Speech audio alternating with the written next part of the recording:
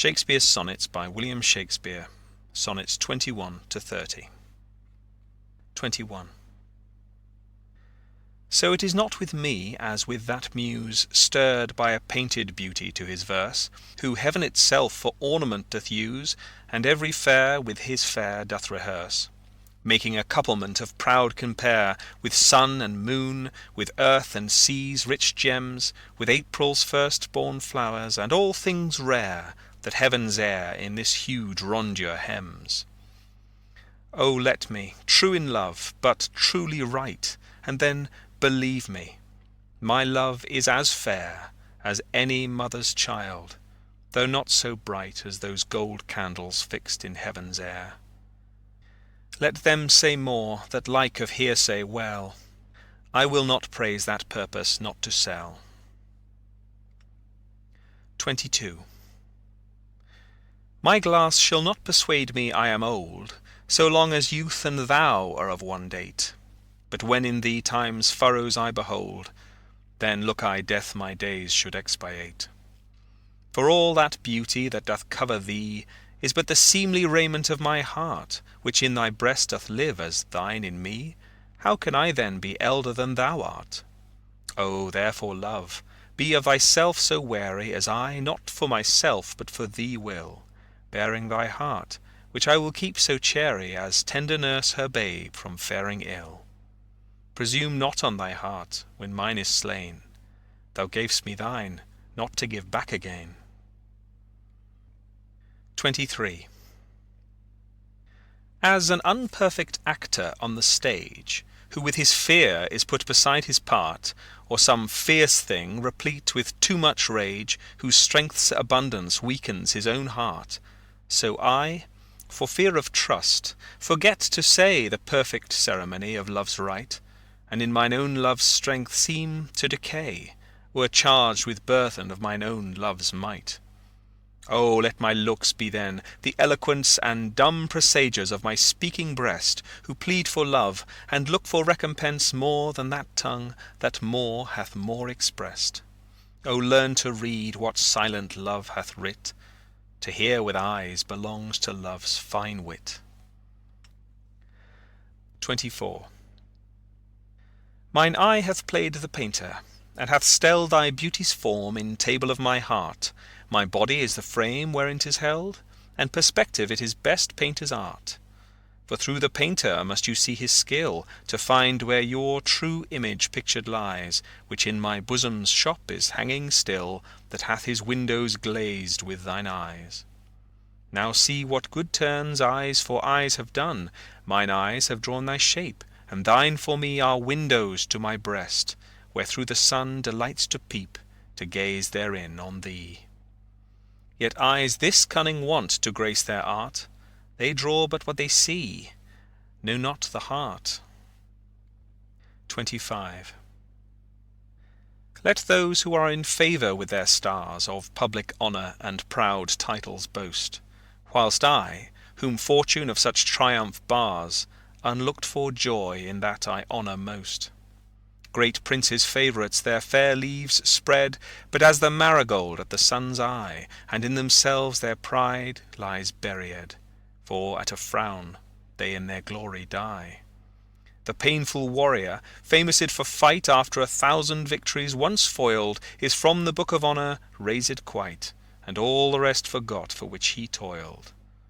Then happy I, that love and am beloved, where I may not remove, nor be removed. 26.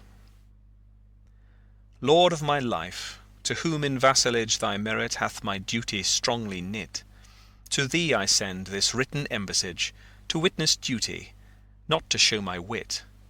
Duty so great, which wit so poor as mine may make seem bare, in wanting words to show it, but that I hope some good conceit of thine, in thy soul's thought all naked will bestow it. Till whatsoever star that guides my moving points on me graciously with fair aspect, and puts apparel on my tattered loving, to show me worthy of thy sweet respect. Then may I dare to boast how I do love thee. Till then not show my head where thou mayst prove me. 27. Weary with toil, I haste me to my bed, the dear repose for limbs with travel tired. But then begins a journey in my head, to work my mind where body's work's expired. For then my thoughts, from far where I abide, intend a zealous pilgrimage to thee, and keep my drooping eyelids open wide, looking on darkness which the blind do see.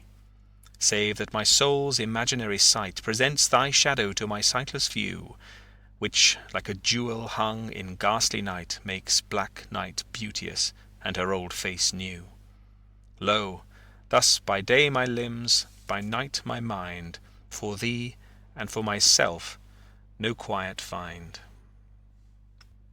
28.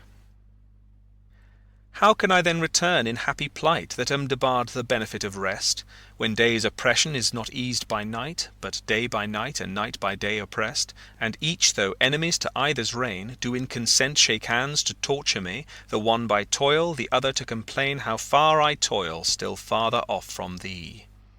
I tell the day to please him thou art bright, and dost him grace when clouds do blot the heaven. So flatter I the swart complexioned night, when sparkling stars twire not thou gilt'st thee even. But day doth daily draw my sorrows longer, and night doth nightly make grief's length seem stronger. 29.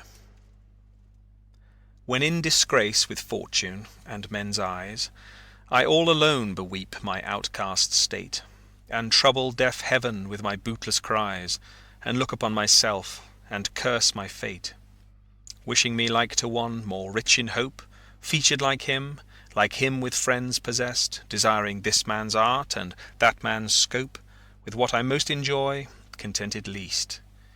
Yet in these thoughts myself almost despising, haply I think on thee, and then my state, like to the lark at break of day arising from sullen earth, sings hymns at heaven's gate. For thy sweet love remembered such wealth brings, that then I scorn to change my state with kings. 30. When to the sessions of sweet silent thought I summon up remembrance of things past, I sigh the lack of many a thing I sought, and with old woes new wail my dear time's waste.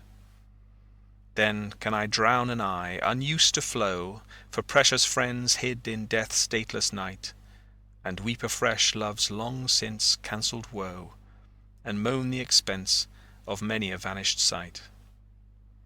Then can I grieve at grievances forgone, and heavily from woe to woe tell o'er the sad account of fore bemoaned moan, which I new pay as if not paid before. But if the while I think on thee, dear friend, all losses are restored, and sorrows end. End of Sonnets 21 to 30 of Shakespeare's Sonnets.